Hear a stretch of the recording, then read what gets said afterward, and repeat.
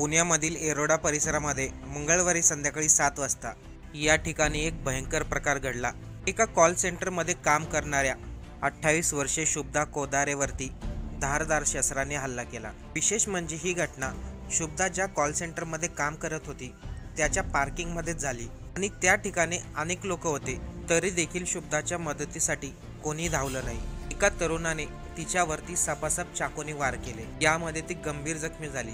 तिला तात्काळ हॉस्पिटलमध्ये दाखल करण्यात आले, परंतु उपचारादरम्यान तिचा मृत्यू झाला। तिच्या ऑफिसमध्ये काम करणाऱ्या कृष्णा कनोजिया वय वर्ष 30 या तरुणानेच हा सर्व प्रकार केलाय। या घटनेनंतर मात्र पुण्यामधील मुलींच्या बाबतीत सुरक्षाबद्दल प्रश्नचिन्ह उपस्थित केले। अगोदर ही हत्या शुभदा आणि कृष्णा यांच्यामधील आर्थिक व्यवहारामुळे झाली असं सांगण्यात आलं। शुभदा आणि कृष्णामध्ये काही पैशाचे व्यवहार झाले होते आणि त्या पैशा कारणामुळे कृष्णा कनोजिया याने शुभदावरती ऑफिसच्या खाली पार्किंग लॉटमध्ये तिच्यावरती चाकूने हल्ला केला। पण या हत्येचं हे खरं कारण नसून या पाठीमागं दुसरं आणखीन एक कारण होतं, ती पोलिसांच्या तपासामध्ये पुढे आलंय। शुभदावरती जेव्हा हल्ला झाला होता या घटनेचा व्हिडिओ सोशल मीडियावरती व्हायरल झाला। विशेष म्हणजे त्या ठिकाणी भरपूर लोक होते, काही लोक फक्त बघतच राहिले, तर त्यामधील काही लोक आपल्या मोबाईलमध्ये व्हिडिओ शूट करत होते। शुभदाची हत्या पार्किंग लॉटमध्ये नेमकं कसं काय झाली, कोणत्या कारणामुळे झाली, चला सविस्तर पाहू। सर्वात अगोदर कृष्णा आणि शुभदामध्ये काय झालं आणि मंगळवारी संध्याकाळी पुण्यामधील येरोडा परिसरामध्ये नेमकं काय घडलं ते पाहू। 28 वर्षीय शुभदा कोदारे आणि तिची बहीण साधना कोदारे या दोन्ही मूळच्या सातारा जिल्ह्यातील कराड तालुक्यातील रहिवासी। त्यामध्ये शुभदा ही कात्रज परिसरामधील बालाजी नगरमध्ये राहते, तर लहानी बहीण साधना कोदारे ही पिंपरी चिंचवड या परिसरामध्ये राहते। 28 वर्षीय शुभदा ही येरोड्यामधील WNS ग्लोबल सर्व्हिस या कंपनीमध्ये कॉल सेंटरमध्ये कामाला होती, तर याच कंपनीमध्ये क्लर्क म्हणून काम करणारा कृष्णा कनोजिया हा मूळचा उत्तर प्रदेशातील रहिवासी। कृष्णा शिवाजी नगरमधील खैरेवाडी या परिसरामध्ये राहतो। पण कृष्णा आणि शुभदा हे एकाच कंपनीत काम करत असले तरी ते वेगवेगळ्या डिपार्टमेंटमध्ये कामाला होते। शुभदा ही अकाउंटंट म्हणून तर कृष्णा हा क्लर्क म्हणून काम करत असल्याची माहिती मिळाली। कृष्णा आणि शुभदा यांची कंपनीमध्ये 2022ला ओळख झाली होती।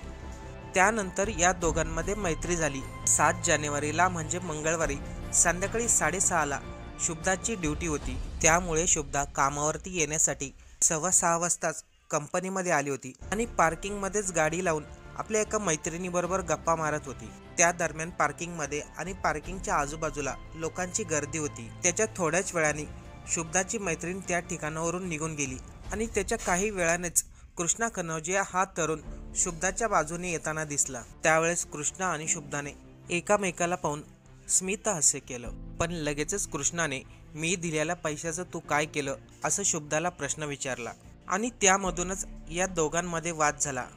पण कृष्णाच्या डोक्यामध्ये अगोदरच दुसरा प्लॅन होता, म्हणूनच त्याच्या खिशामध्ये एक छोटा नाईफ होता। त्या दोघांमध्ये वाद होताच त्याने खिशामधील नाईफ काढला आणि शुभदाच्या हातावरती 4 ते 5 वार केले। शुभदाच्या उजव्या हाताला गंभीर दुखापत झाली। कृष्णाने मारलेले वार शुभदाच्या हातावरती जोरात लागले होते, त्यामुळे त्यामधून जास्त रक्तस्राव झाला आणि शुभदा काही काळाच्या आतच जमिनीवरती कोसळली। पण पुण्यासारख्या ठिकाणी आणि कंपनीच्या पार्किंगच्या ठिकाणी हा सर्व प्रकार घडत असताना त्या ठिकाणी जवळपास 25 ते 30 लोक होते। हा सर्व प्रकार घडताच तिथे असतील काही लोक बिल्डिंगमध्ये जात आहेत, तर काही लोक या दोघांची गंमत बघत बसतायत। खाली पडलेल्या शुभदाने आपला मोबाईल काढला आणि कोणाला तरी फोन लावला, पण कृष्णाने तिच्या हातातून तो मोबाईल हिसकावून घेतला आणि स्वतःच फोनवरती बोलला आणि त्याच दरम्यान त्यांनी आपल्या हातातील चाकू खाली फेकला। तेव्हा आजूबाजूचे लोक जे शांतपणाने बघत बसले होते त्यांनी सर्वांनी कृष्णाला पकडलं आणि त्याला मारहाण करू लागले। पण त्यावेळेसही शुभदा जमिनीवरतीच पडलेली होती। लोक इकडे कृष्णाला मारत होते, तर काहींनी येरोडा पोलीस स्टेशनमध्ये फोन केला। येरोडा पोलिसाचं एक पथक घटनास्थळी दाखल झालं। त्यांनी कृष्णा कनोजिया या तरुणाला ताब्यात घेतलं, तर शुभदा कोदारे हिला तात्काळ हॉस्पिटलमध्ये दाखल करण्यात आलं।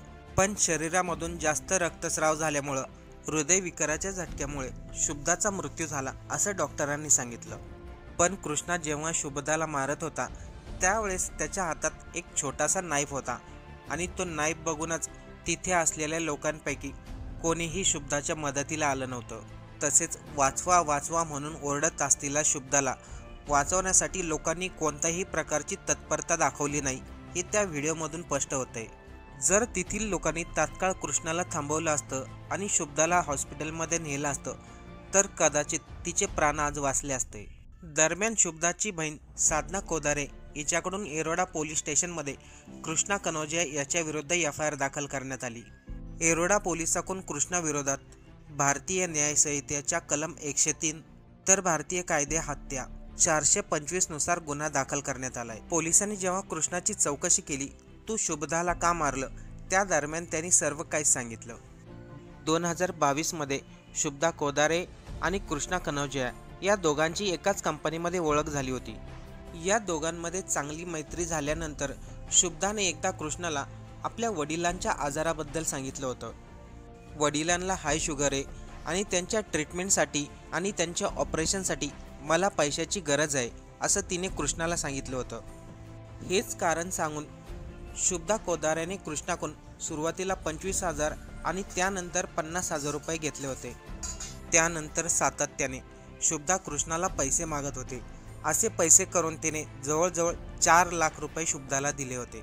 तरी देखील शुभदा कृष्णाला पैसे मागतच होती। पण शुभदा त्याला सतत पैसे मागत होती म्हणून कृष्णाला राग आला, कारण की त्याला संशय आला आपल्याकडून वडिलांच्या आजारपणासाठी तिने पैसे घेतलेत आणि तिने ते पैसे खरंच वडिलांच्या आजारपणासाठी वापरले का याची खात्री करून घेण्यासाठी कृष्णा साताऱ्यामधील कराड येथे शुभदाच्या घरी गेला। त्यावेळेस कृष्णा आणि शुभदाच्या वडिलांची भेट झाली। त्या दरम्यान कृष्णाला समजलं शुभदाच्या वडिलांना कोणताही बीपीचा त्रास नाही किंवा त्यांचं कोणतंही ऑपरेशन झालं नाही। याशिवाय शुभदाच्या वडिलांनी सांगितलं, मी माझ्या मुलीकडून ऑपरेशनसाठी किंवा आजारपणासाठी कोणत्याही प्रकारचे पैसे घेतलेले नाहीत। शुभदाच्या वडिलांकडून जी माहिती मिळाली ते ऐकून कृष्णा अत्यंत संतापला होता, कारण की गेल्या 2 वर्षापासून शुभदा त्याच्या संग खोटं बोलून जवळजवळ 4 लाख रुपये तिने घेतले होते। त्यामुळे कृष्णा शुभदाला सारखा विचारायचा, माझ्या पैशाचं तू काय केलंय, माझे पैसे तू वडिलांसाठी वापरले नाही आणि मला माझे पैसे लगेचच्या लगेच पाहिजेत। पण त्यावेळेस शुभदा मात्र कृष्णाला उडवाउडवीची उत्तरं द्यायची, ती या कामासाठी पैसे वापरले, त्या कामासाठी पैसे वापरले। परंतु कृष्णा मात्र एकाच अटीवर राहिला होता, तू वडिलांसाठी पैसे वापरले नाही, मग खोटं बोलून तू पैसे घेतले, माझे पैसे मला पाहिजे। तरी देखील शुभदा त्याचं बोलणं मनावर घेत नव्हते। त्यामुळे कृष्णाने शुभदाला अद्दल घडायचं ठरवलं। त्यामुळे कृष्णाला माहिती होतं शुभदा ऑफिसला कोणत्या टायमिंगवर येते आणि त्याच वेळेस त्यांनी शुभदावरती हल्ला केला।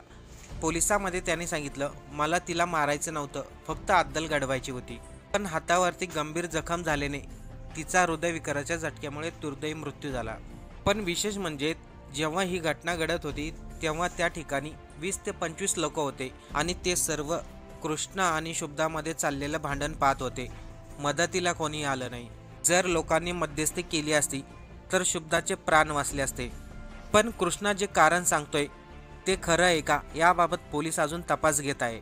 मित्रांनो, या ठिकाणी जर हे खरं असेल तर शुभदाने कृष्णाला खोटं सांगून वडिलांच्या नावाखाली कृष्णाकडून 4 लाख रुपये घेतले आणि जेव्हा देण्याची वेळ आली तेव्हा कृष्णाला टाळाटाळ केली।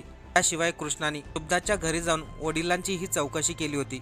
त्यामुळे त्याला माहिती झालं होतं शुभदाच्या वडिलाला कोणताही आजार नाही, तिने खोटं बोलून पैसे घेतले आहेत आणि याच रागाच्या भरात तिला अद्दल घडवण्यासाठी त्यांनी तिच्या हातावरती वार केला।